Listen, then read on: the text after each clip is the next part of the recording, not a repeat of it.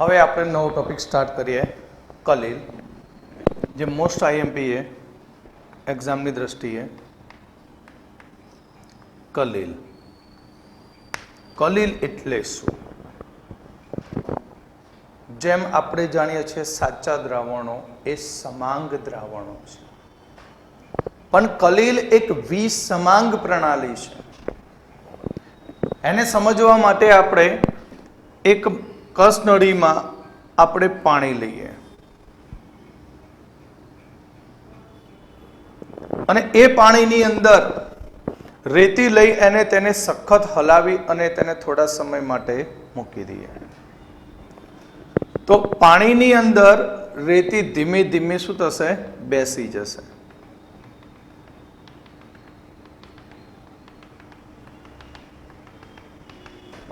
આની અંદર શું નાખીએ? રેતી. તો રેતી એ ધીમે ધીમે આલંબન પામે છે અને તળિયે બેસી જાય છે. પણ અહીં આ જે દ્રાવણ બન્યું એ દ્રાવણ અને નીચે બેસેલી રેતીની વચ્ચે નાના નાના સૂક્ષ્મ કણોનો અહીં પુંજ જે ઉપરના ભાગમાં એ આલંબિત હોય છે, એક સમુચ્ચય બને. જેમ કે તમે ચોખાને પાણીમાં નાખીને તેને બરાબર મસળીને પછી પાણીને મૂકી રાખો, તો ચોખા મોટા કદમાં હોતી એ તળિયે બેસી જશે, પણ એના ઉપર એલો બારીક સ્ટાર્ચ એ પાણીની અંદર તરતો રહેશે અને એ પાણી તમને કેવું દેખાશે? સફેદ દૂધિયા રંગનું, જેને આપણે કહીએ ચોખાનું ઓસામણ. એ ઉદાહરણ એટલે જ કલીલ. એટલે કલીલની અંદર એક વિસમાંગ પ્રણાલી છે, જેની અંદર દ્રાવણની અંદર એક સમુચ્ચય ઉપરના ભાગમાં શું હોય? પ્રવાહી માધ્યમમાં તરતો હોય, જેને કહેવામાં આવશે કલીલ કહેવામાં આવે છે. કલીલ વિસમાંગ પ્રણાલી છે.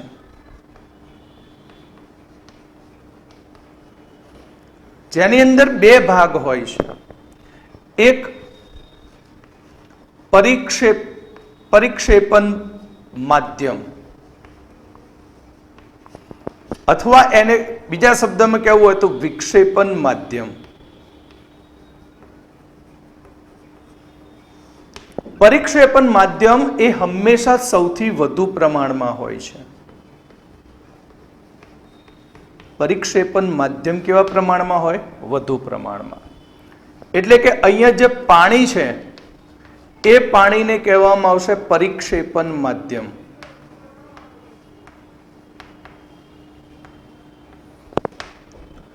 અને પ્રવાહીની અંદર, દ્રાવણની અંદર બનતો આ એક બૃહદ અણુ અથવા તો કણ, જે પ્રોટીન,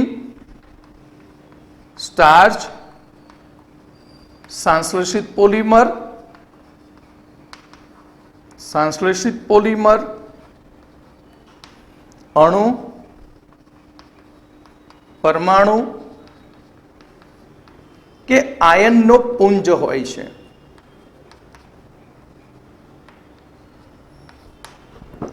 તો એને કહેવામાં આવશે પરિક્ષેપિત કલા. પરિક્ષેપિત કલા.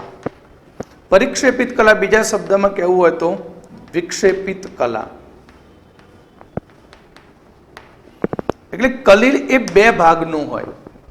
વિક્ષેપણ માધ્યમ અને વિક્ષેપિત કલા, એટલે પરીક્ષિત માધ્યમ અને પરીક્ષિત કલા, એ બંનેને ઓળખતા આવડવું જોઈએ.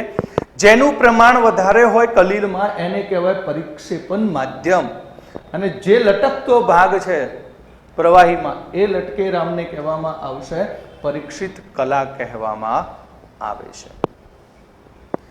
અહીં સાચા દ્રાવણ અને કલીલ દ્રાવણ તથા નિલંબન દ્રાવણ વચ્ચે શું તફાવત એ હું આગળ પછી ચલાવું, પણ અહીંયા સાચા દ્રાવણો કરતા કલીલ કણો એ કદમાં મોટા હોય છે.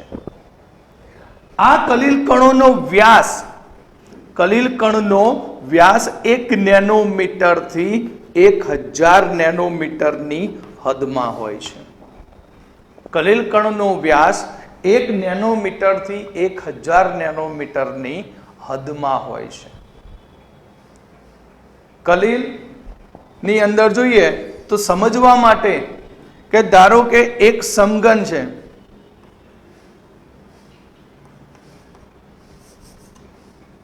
ધારો કે 1 સેન્ટીમીટર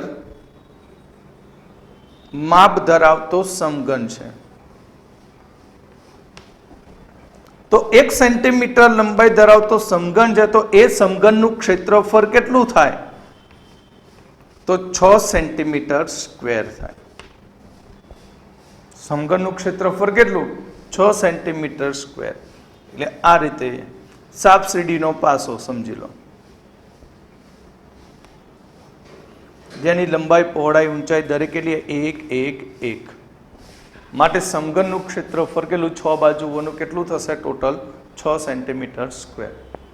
હવે આ સમઘનને 1012 માં વિભાજિત કરી દઈએ.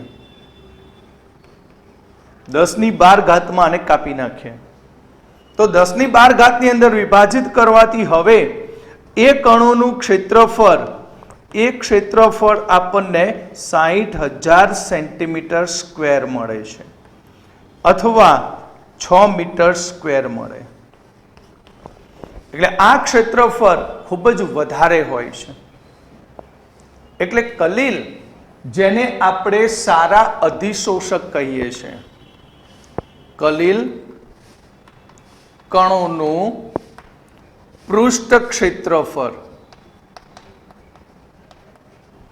ખૂબ જ વધુ હોવાથી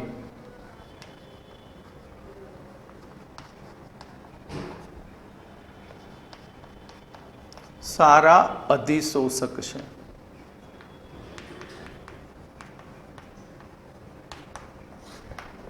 ક્લિયર? તો સાચા દ્રાવણ આને નિલંબન કહેવાય અથવા આલંબન. તો સાચા દ્રાવણ, કલિલ દ્રાવણ અને નિલંબન વચ્ચે શું તફાવત? તો આપણે કહ્યું કે કલિલ કણોનું દ્રાવણ એ વિસમાંગ છે, એટલે એને 100% પારદર્શક બને નહીં. તમે જુઓ, ચોખાનું ઓસામણ કાચની નળીમાં લઈ, કસનળીમાં, પછી આમ જુઓ તો આરપાર નહીં દેખાય, બધું થોડું ધૂંધળું દેખાશે. પણ મીઠાનું પાણીમાં દ્રાવણ બનાવી દો અને એ કસનળીને તમે જુઓ તો આરપાર બધું ક્લીન દેખાશે. ક્લિયર? એટલે સાચા દ્રાવણો જે છે પારદર્શક હોય, જ્યારે આ પારભાષક હોય અને આ અપારદર્શક હોય. જેને ના જોઈ શકીએ તો અપારદર્શક. કણોના વ્યાસની વાત કરીએ તો પારદર્શક છે અને આ પારભાષક છે, તો એનો વ્યાસ કેટલો હોય? 1 નેનોમીટરથી 1000. તો સાચા દ્રાવણના કણનો વ્યાસ કેટલો હોય? તો સાચા દ્રાવણના કણનો વ્યાસ એ 1 નેનોમીટરથી ઓછો હોય. જ્યારે નિલંબન કણોનો વ્યાસ કેટલો હોય? 1000 નેનોમીટરથી વધારે હોય. સાચા દ્રાવણોની અંદર ટિન્ડલ અસર જોવા ના મળે, બ્રાઉનિયન ગતિ જોવા ના મળે, જ્યારે અહીંયા આપણને ટિન્ડલ અસર જોવા મળે કલિલમાં. બ્રાઉનિયન ગતિ પણ જોવા મળે, જ્યારે નિલંબનમાં આપણને એ ઘટના જોવા મળતી નથી. તો હવે આપણે સાચા દ્રાવણ, બરાબર, નિલંબન અને કલિલ દ્રાવણને એક કોષ્ટક બનાવીને આપી દઉં. ક્યાંક MCQમાં પૂછાય તો તમારું ઉપયોગી બની જાય.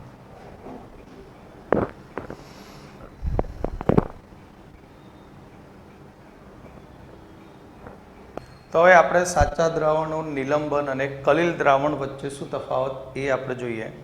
તો સૌથી પહેલા સ્વભાવની વાત કરીએ તો આ સ્વભાવની અંદર સમાંગ પ્રણાલી છે, એકરૂપ મિશ્રણ બનાવે, જ્યારે આ વિસમાંગ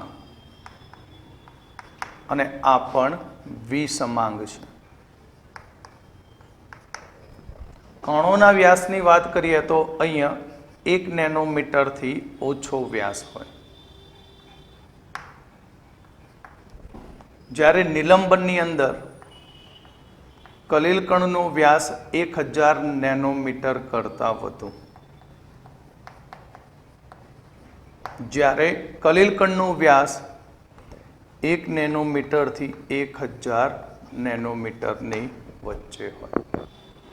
અલગીકરણ મતલબ કે સાદા ફિલ્ટર પેપર વડે, સાદા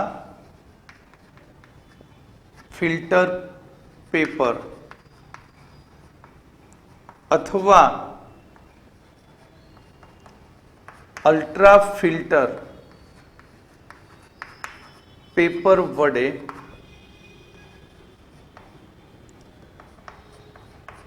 અલગીકરણ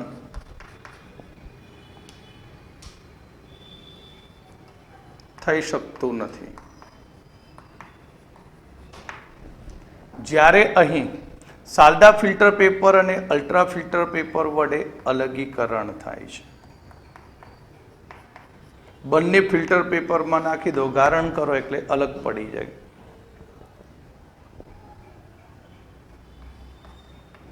જ્યારે કલીલ માત્ર અલ્ટ્રા ફિલ્ટર પેપર વડે જ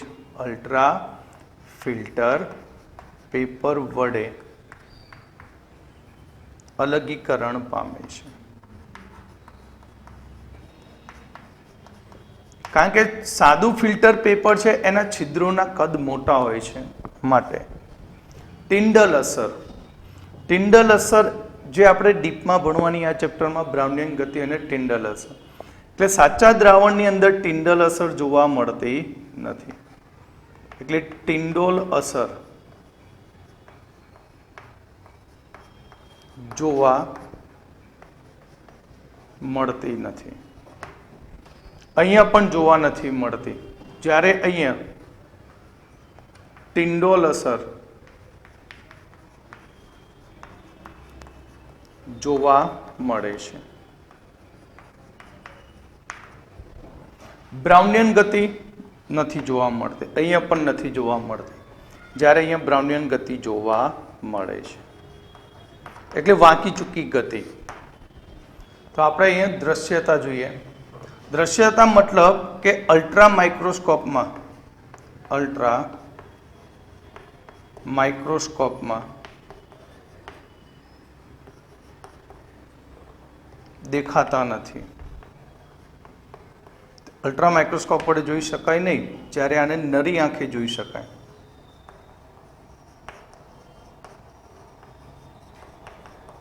જ્યારે અહીંયા અલ્ટ્રા માઇક્રોસ્કોપમાં જોઈ શકાય.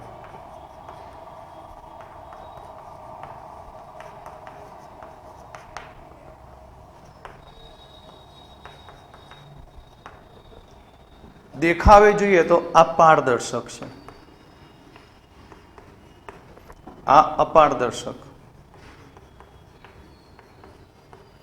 અને આ મોટા ભાગે પારદર્શક.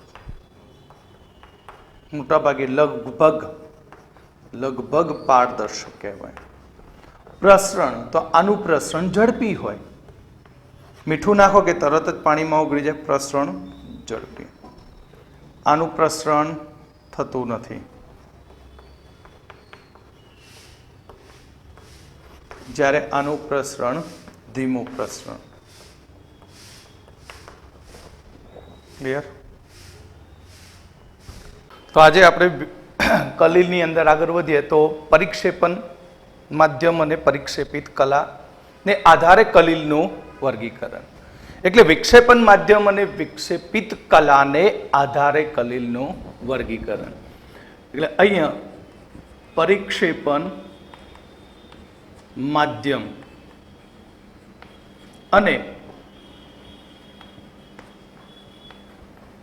પરિક્ષેપિત કલા ને આધારે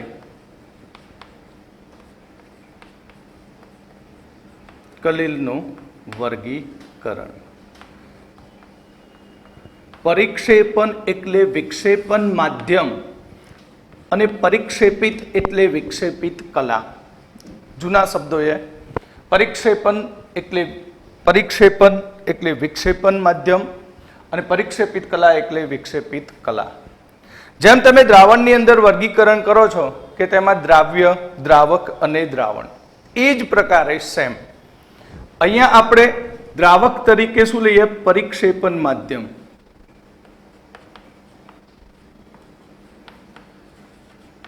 એટલે વિક્ષેપણ માધ્યમ परिक्षेपित कला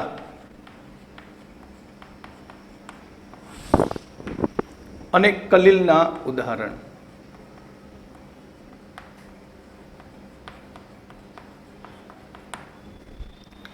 તો અહીંયા આપણે સૌથી પહેલું નંબર 1, પરિક્ષેપણ માધ્યમ ઘન અવસ્થામાં હોય,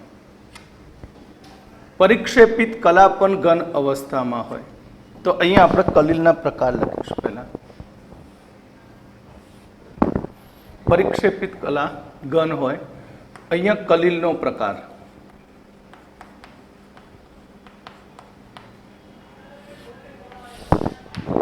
અને કલીલના ઉદાહરણ. જો વિક્ષેપણ માધ્યમ ઘન અને પરિક્ષિપ્ત કલા ઘન હોય તો તે કલીલને ઘન સોલ કહેવામાં આવે છે. ઉદાહરણ તરીકે રંગીન કાચ, જેમસ્ટોન એટલે રત્ન, હીરા માણિક જે ગણીએ છીએ, બરાબર, જે અહીં કલીલ સોલના ઉદાહરણ છે. ત્યાર પછી નંબર 2, વિક્ષેપણ માધ્યમ ઘન, વિક્ષેપિત કલા પ્રવાહી. તો અહીં સોલ. ઉદાહરણ તરીકે રુધિર એટલે કોષ પ્રવાહી,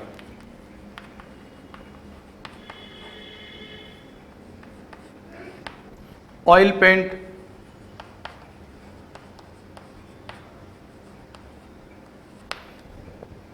ક્લિયર. ઘણા બધા ઉદાહરણો છે, બરાબર, જે મેં બધી નોટ્સની અંદર આપેલા છે.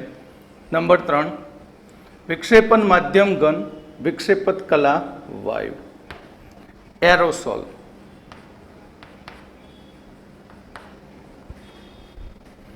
ધુમાડો અને રજકણ, ધુમાડો અને ધૂળ, જે એરોસોલના ઉદાહરણ છે.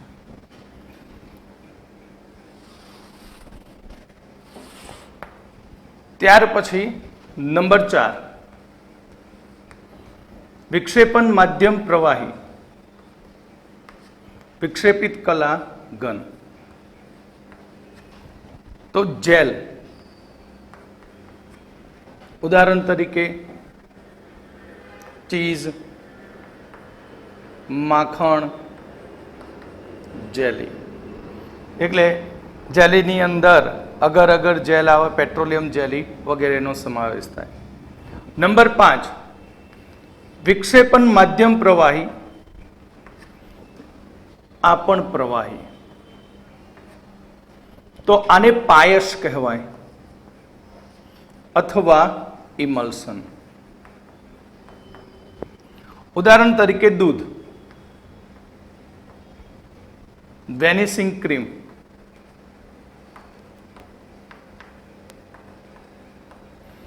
બરાબર, કોડ લીવર ઓઇલ, અરે વેનિશિંગ ક્રીમ, કોલ્ડ ક્રીમ. આ બધા એ ઇમલ્સનના ઉદાહરણ છે. નંબર 6, વિક્ષેપણ માધ્યમ પ્રવાહી, વિક્ષેપિત વાયુ. તો આને એરોસોલ કહેવાય. ઉદાહરણ તરીકે ધુમ્મસ, કીટનાશક, દવાનો છંટકાવ, જે એરોસોલનું ઉદાહરણ છે.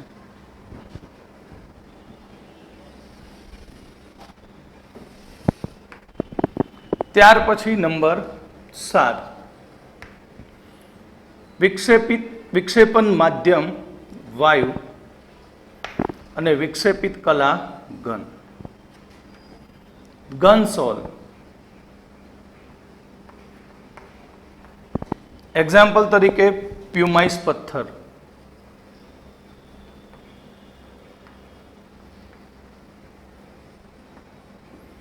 ભગવાન રામના નામે તરતા પથ્થર પ્યુમાઇસ પથ્થર, જે પાણીમાં ફ્લોટિંગ કરે, તરતા હોય છે. ફોમ રબર,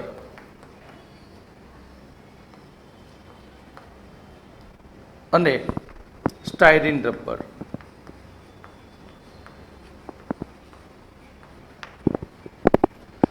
નંબર 8, વિક્ષેપન માધ્યમ વાયુ, વિક્ષેપિત કલા પ્રવાહી. ઉદાહરણ તરીકે કલીલનું પ્રકાર ફીણ. તો ફીણ પ્લાવન,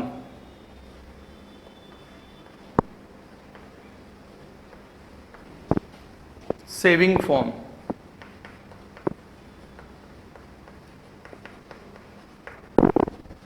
તો આ રીતે વિક્ષેપિત કલા અને વિક્ષેપન માધ્યમ એટલે કે પરિક્ષેપન માધ્યમ અને પરિક્ષેપિત કલાને આધારે કલીલનું કુલ 8 પ્રકારમાં વર્ગીકરણ થતું હોય છે. ક્લિયર?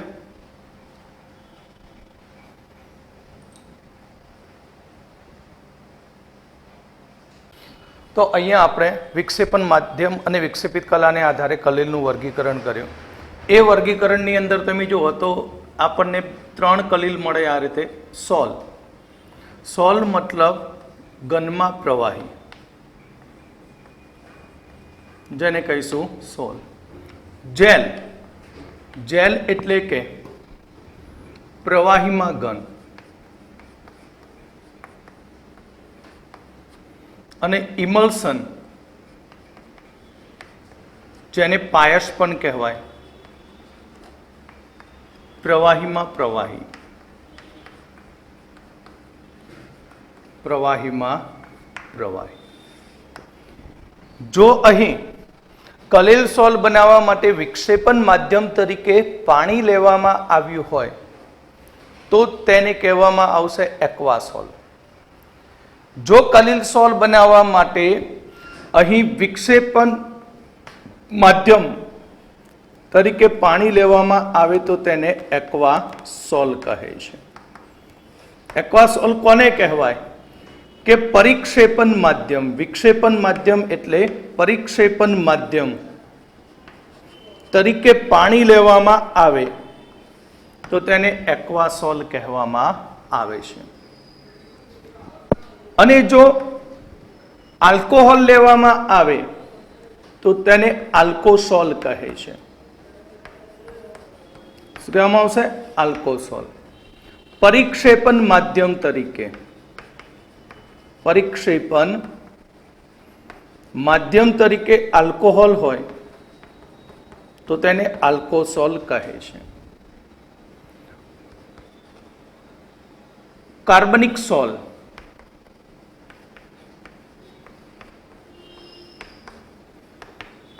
કાર્બનિક સોલ એટલે પરિક્ષેપન માધ્યમ તરીકે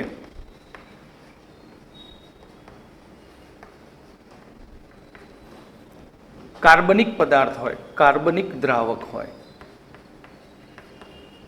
તો તેને કહેવામાં આવશે ઓર્ગેનોસોલ અથવા તો કાર્બનિક સોલ કહેવામાં આવે છે. હવે આપણે પરિક્ષેપન માધ્યમ અને પરિક્ષેપિત કલા વચ્ચે થતી પારસ્પરિક ક્રિયાબળને આધારે કલીલનું વર્ગીકરણ જોઈશું. આગળ બીજું પ્રકાર વર્ગીકરણની અંદર પરિક્ષેપન માધ્યમ અને પરિક્ષેપિત કલા વચ્ચેની પારસ્પરિક ક્રિયાને આધારે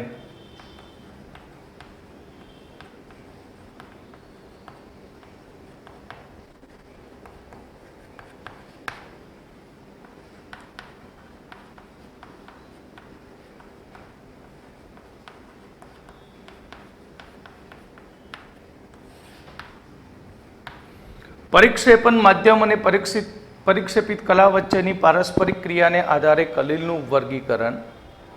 એટલે અહીં જે દ્રાવક લેવામાં આવે પરિક્ષેપન માધ્યમ, વિક્ષેપન માધ્યમ અને વિક્ષેપિત કલા, પરિક્ષેપિત કલા બંને વચ્ચે શું હોય? આકર્ષણ હોય.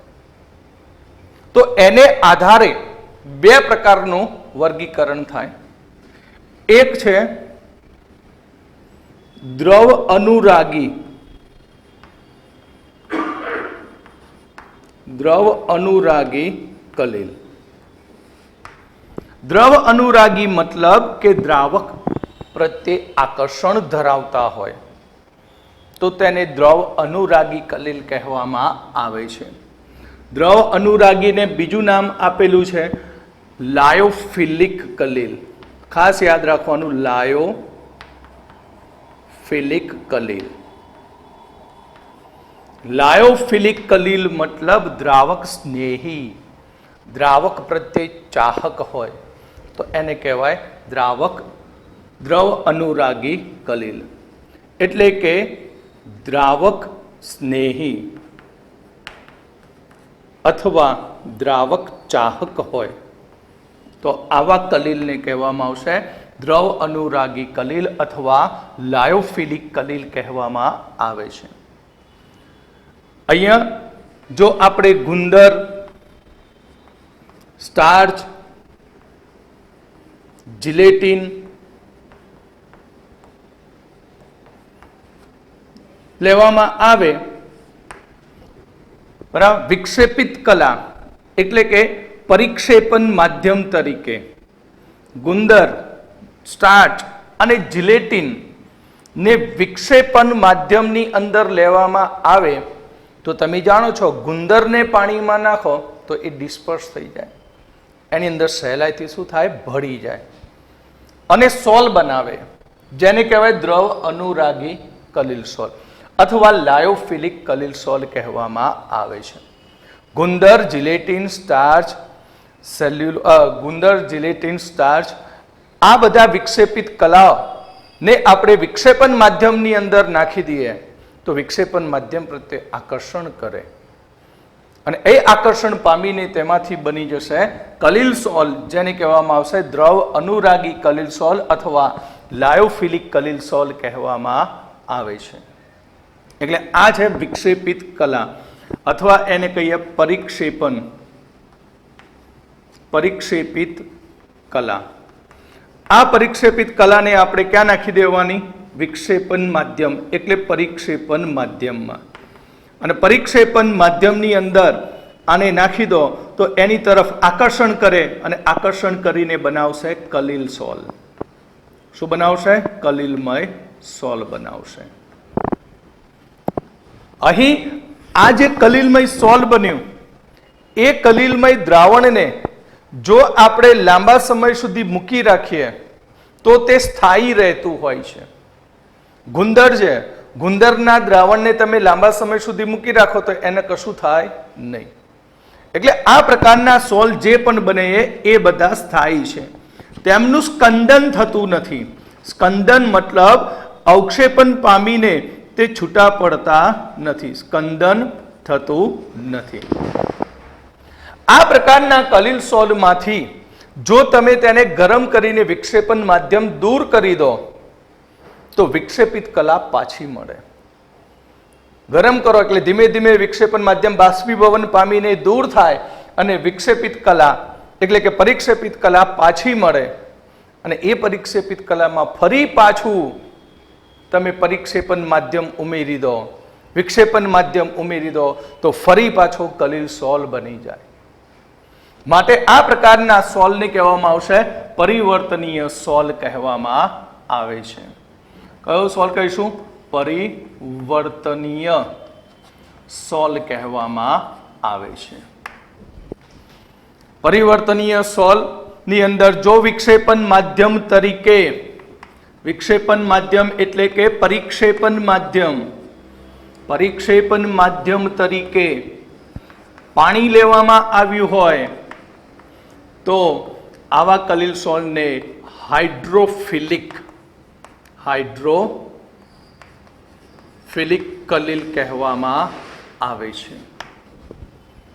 તો પહેલું દ્રવ અનુરાગી કલીલ સોલ, આ પ્રકારના કલીલ દ્રાવણો એ દ્રાવક સ્નેહી હોય છે એટલે કે દ્રાવક ચાહક હોય છે. ઉદાહરણ તરીકે ગુંદર, સ્ટાર્ચ, જિલેટીન જેવી પરિક્ષેપિત કલાઓને પરિક્ષેપણ માધ્યમની અંદર લેવામાં આવે તો તેમાંથી આ પદાર્થો તેમાં ડિઝોલ્વ થઈ અને તેમાંથી બનાવશે કલીલમય સોલ બનાવે છે. આ કલિલમય સોલ લાંબા સમય સુધી પણ સ્થાયી રહેતા હોય છે, તેનું સ્કંદન કે અવક્ષેપન થતું નથી. આ પ્રકારના કલિલમય સોલમાંથી જો આપણે પરિક્ષેપન માધ્યમ દૂર કરી દઈએ તો વિક્ષેપિત કલા પાછી મળે. જેમ કે ગુંદરનું દ્રાવણ હોય અને એને ગરમ કરો તો પાણી બાષ્પીભવન પામે અને એમાંથી ગુંદર પાછો મળે, અને એ જ ગુંદરના દ્રાવણમાં ફરીથી આપણે પાણી નાખી દઈએ એટલે પરિક્ષેપન માધ્યમ ઉમેરી દઈએ તો ફરીથી પાછો કલિલ સોલ બની જાય છે, તો તેને પરિવર્તનીય સોલ કહેવામાં આવે છે. આ પ્રકારના સોલની અંદર પરિક્ષેપન માધ્યમ તરીકે પાણી લેવામાં આવે તો તેને હાઇડ્રોફિલિક કલિલ સોલ કહેવામાં આવે છે. ત્યાર પછી બીજું એ દ્રવ વિરાગી. દ્રવ વિરાગી કલિલ.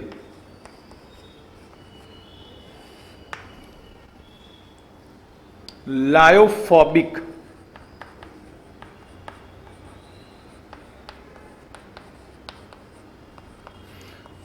વિરાગી. વિરાગી મતલબ દ્રાવક વિરોધી.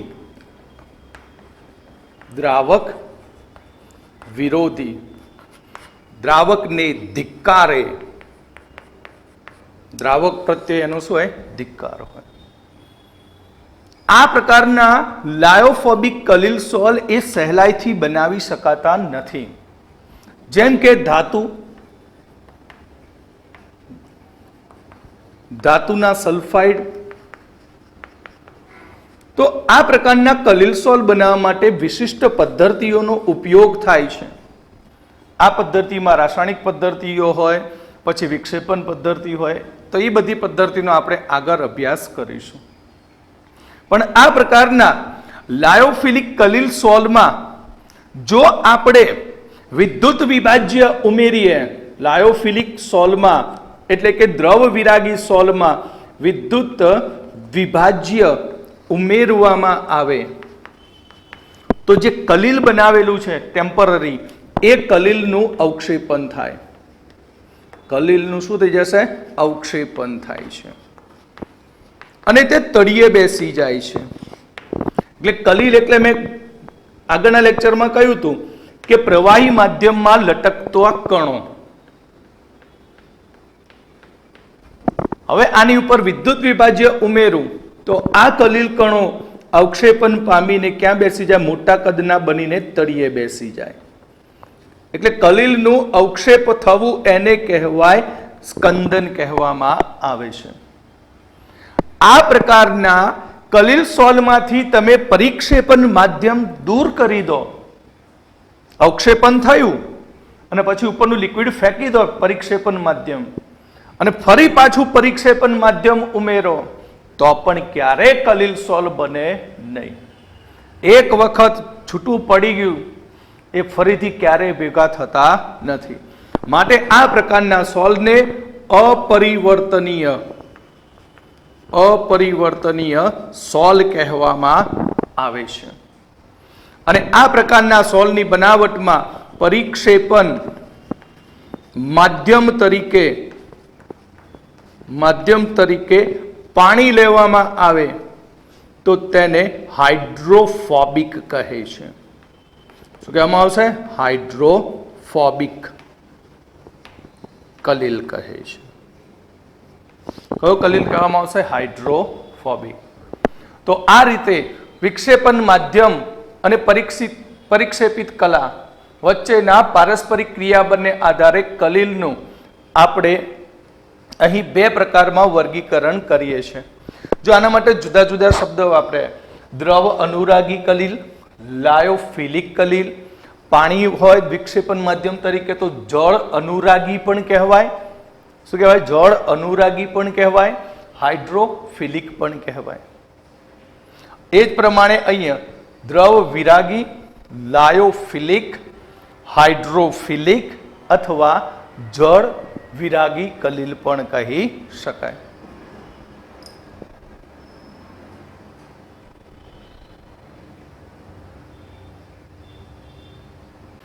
હવે આપણે આગળ કલિલની અંદર વર્ગીકરણમાં વધીએ તો ત્રીજી રીત એની અંદર અવક્ષેપિત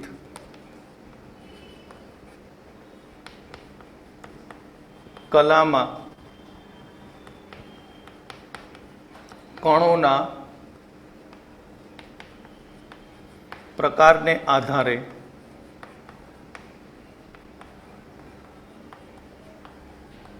કલીલનું વર્ગીકરણ. તો અહીંયા વર્ગીકરણ 3 પ્રકારનું હોય છે. ફર્સ્ટ, બહુઆણવીય કલીલ.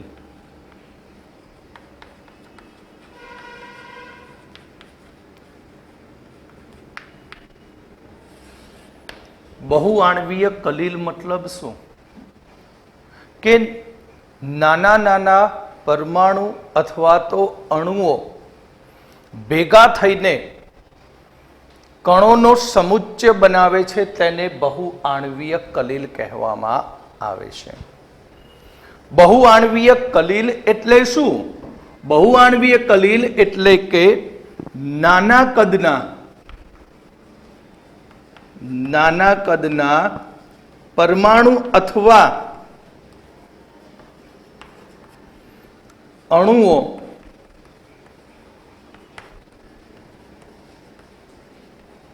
સમુચ્ચિત થઈ ભેગા થઈ અને કલીલ કણો ની હદમાં ફેરવાય.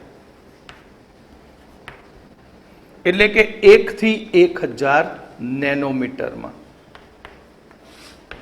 તો તેને બહુઆણવીય કલીલ કહેવામાં આવે છે. જેમ કે સોનાનું કલીલ, ગોલ્ડનું કલીલમય સોલ, ગોલ્ડનું કલીલમય સોલ. તમને એમ થાય કે ગોલ્ડને તો પાણીમાં મૂકીએ નીચે બેસી જાય, એ ક્યાં લટકતી રામ છે? ગોલ્ડનો કલીલ સોલ બને. ગોલ્ડના પરમાણુની વાત છે. તમે સિંગલ પરમાણુને ક્યારેય નરી આંખે જોઈ શકતા નથી. જેમ કે અહીંયા મેં ટપકું મૂકી દીધું, દેખાય? ગોલ્ડનું ટપકું મૂક્યું પણ ના દેખાય. કેમ? કારણ કે અતિ સૂક્ષ્મ કણ છે. પણ આ ગોલ્ડના અતિ સૂક્ષ્મ કણો હજારો લાખોની સંખ્યામાં ભેગા થાય. આ રીતે હજારો લાખો સંખ્યામાં શું થાય? ભેગા થાય. અને એ ભેગા થઈને તેઓ કલીલ કણોની હદમાં રૂપાંતર પામે, ત્યારે ગોલ્ડનું કલીલમય સોલ બને.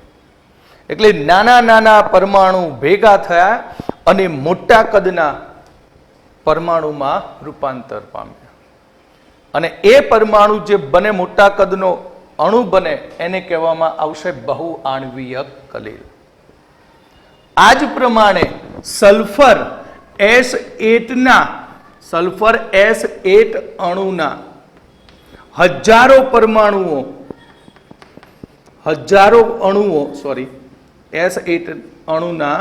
હજારો અણુઓ ભેગા થવાથી બહુઆણવીય કલીલ બને. સિમ્પલ વસ્તુ એ પાણી. એક પાણીના અણુનું દર કેટલું છે? 18 એટોમિક માસ. તો 18 એટોમિક માસ તમે નરી આંખે ના જોઈ શકો, પણ એ પાણીના હજારો લાખો કરોડો સંખ્યામાં અણુઓ ભેગા થાય ત્યારે આપણે અનુભવી શકીએ કે એ પાણી છે.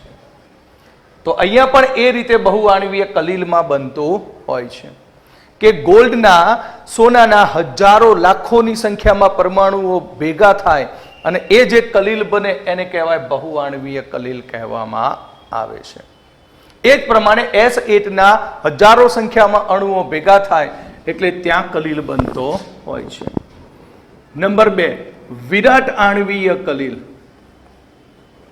બૃહદ આણવીય કલીલ એટલે કે ખૂબ જ ઊંચું આણવીય દર ધરાવતા કલીલમય પદાર્થો હોય, મોટા કદના જે પદાર્થો હોય એ પદાર્થોને યોગ્ય દ્રાવકની અંદર લેવામાં આવે અને એ પદાર્થ તૂટીને નાના નાના કલીલ કણોની હદમાં ફેરવાય તો એને કહેવાય વિરાટ આણવીય કલીલ કહેવામાં આવે છે. વિરાટ આણવીય કલીલ એટલે મોટા કદનો હોય આણવીય પદાર્થ અને એ પદાર્થને આપણે યોગ્ય દ્રાવકમાં લઈએ અને એ યોગ્ય દ્રાવકની અંદર તેનું વિલયન થાય, તૂટીને તે નાના નાના કણોમાં વિભાજિત થાય, તો આને કહેવામાં આવશે બૃહદ આણ્વીય કલિલ અથવા વિરાટ આણ્વીય કલિલ કહે છે. અને આ કલિલ જે પણ બને એની રેન્જ કેટલી હોય? 1 નેનોમીટરથી 1000 નેનોમીટરની વચ્ચે હોય છે. ઉદાહરણ તરીકે લઈએ તો કોણ બનાવી શકે ઉચ્ચ આણ્વીય દર ધરાવતા પદાર્થોમાં? પ્રોટીન, સ્ટાર્ચ, બરાબર, ઉત્સેચકો, આ કુદરતમાંથી મળતા વિરાટ આણ્વીય કલિલ, અને સંશ્લેષિત પોલિમર પદાર્થો, સંશ્લેષિત પોલિમર પદાર્થો. સંશ્લેષિત પોલિમર પદાર્થો એટલે કે પોલિથીન, નાયલોન, સ્ટાયરીન, આ બધા એ ઉચ્ચ આણ્વીય દર ધરાવતા અણુઓ છે. એને યોગ્ય દ્રાવકની અંદર નાખો ત્યારે તે તૂટીને નાના નાના કલિલ કણની અંદર રૂપાંતર પામે છે. ત્રીજો પ્રકાર છે સમુચ્ચયિત કલિલ. તો સમુચ્ચયિત કલિલ એને આપણે કહીએ મિસેલ. શું કહીએ એને? મિસેલ. કેટલાક પદાર્થો એવા છે કે નીચી સાંદ્રતાએ તે પ્રબળ વિદ્યુત વિભાજ્ય તરીકે વર્તે છે. કેટલાક એવા પદાર્થો કે જે નીચી સાંદ્રતાએ પ્રબળ વિદ્યુત વિભાજ્ય તરીકે વર્તે છે. નીચી સાંદ્રતાએ પ્રબળ વિદ્યુત વિભાજ્ય તરીકે વર્તે છે. હવે સાંદ્રતા ખૂબ જ નીચી હોય, પ્રબળ વિદ્યુત વિભાજ્ય બનતા હોય તો એમના કણો કેવા હોય? એકબીજાથી ખૂબ જ દૂર દૂર હોય છે. કણો કેવા હોય? ખૂબ જ દૂર દૂર હોય, એટલે કલિલ બને નહીં. પણ જ્યારે ઊંચી સાંદ્રતા મેળવે ત્યારે આ કણોનો સમુચ્ચય બનતો હોય છે અને સમુચ્ચિત મિસેલ બને. ઊંચી સાંદ્રતાએ શું થશે? કણોનો સમુચ્ચિત થાય.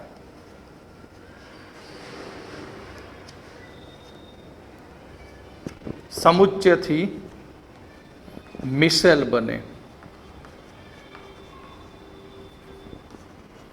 અને આ મિસેલ બન્યું એને કહેવામાં આવશે સમુચ્ચયિત કલિલ.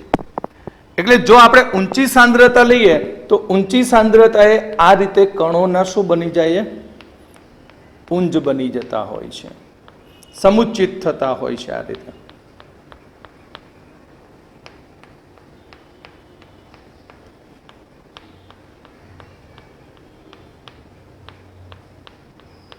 અને આ રીતે શું બની જાય? કલિલ બને. કઈ સાંદ્રતાએ? ઊંચી સાંદ્રતાએ. અને મિસેલ બને એ મિસેલને કહેવામાં આવશે સમુચ્ચિત કલિલ. આ મિસેલની રચના એ અમુક તાપમાનથી ઊંચા તાપમાને થતી હોય છે, જેને ક્રાફ્ટ ટેમ્પરેચર કહેવામાં આવે છે. મિસેલની રચના અમુક તાપમાનથી ઉપરના તાપમાને થતી હોય તો તેને ક્રાફ્ટ તાપમાન કહે છે, જેને ટીકે કહેવામાં આવે છે. આ મિસેલની રચના અમુક સાંદ્રતાથી ઊંચી સાંદ્રતાએ થતી હોય તો તેને ક્રાંતિક મિસેલ સાંદ્રતા કહેવામાં આવે છે, જેને શું કહેવામાં આવશે? ક્રાંતિક મિસેલ સાંદ્રતા કહે છે, જેને શોર્ટમાં આપણે CMC વડે દર્શાવીએ છીએ. શાના વડે દર્શાવાય? CMC. તો અહીં આ મિસેલની રચના એ કોણ બતાવે? તો મિસેલની રચના એ પૃષ્ઠ સક્રિય પદાર્થો. મિસેલની રચના પૃષ્ઠ સક્રિય પદાર્થો, સાબુ અને ડિટર્જન્ટ ની અંદર જોવા મળે છે. સાબુ માટે CMC ની કિંમત 10⁻⁴ થી 10⁻³ મોલ પ્રતિ લિટર હોય છે. તો સમુચિત કલીલ નીચી સાંદ્રતાએ અહીં પદાર્થ એ પ્રબળ વિદ્યુત વિભાજ્ય તરીકે વર્તે છે, માટે ત્યાં કલીલ બનતો નથી. પણ ઉચ્ચ સાંદ્રતાએ અહીં કણોના આ રીતે સમુચ્ચય બને છે અને મિસેલ બનાવે છે, જેને સમુચિત કલીલમય દ્રાવણ કહેવામાં આવે છે. આ મિસેલની રચના અમુક તાપમાનથી ઉપરના તાપમાને થતી હોય તો તેને ક્રાફ્ટ ટેમ્પરેચર કહેવામાં આવે છે. આ મિસેલની રચના અમુક સાંદ્રતાથી ઉપરની સાંદ્રતાએ થતી હોય, ઊંચી સાંદ્રતાએ થતી હોય તો તેને ક્રાંતિક મિસેલ સાંદ્રતા કહેવામાં આવે છે. આવી મિસેલની રચના આપણને પૃષ્ઠ સક્રિય પદાર્થો જેવા કે સાબુ અને ડિટર્જન્ટમાં જોવા મળે છે. સાબુ માટે CMC એટલે કે ક્રાંતિક મિસેલ કોન્સન્ટ્રેશન 10⁻⁻40 10⁻³ મોલ પ્રતિ લિટર હોય છે અને આવા મિસેલમાં આયનોની સંખ્યા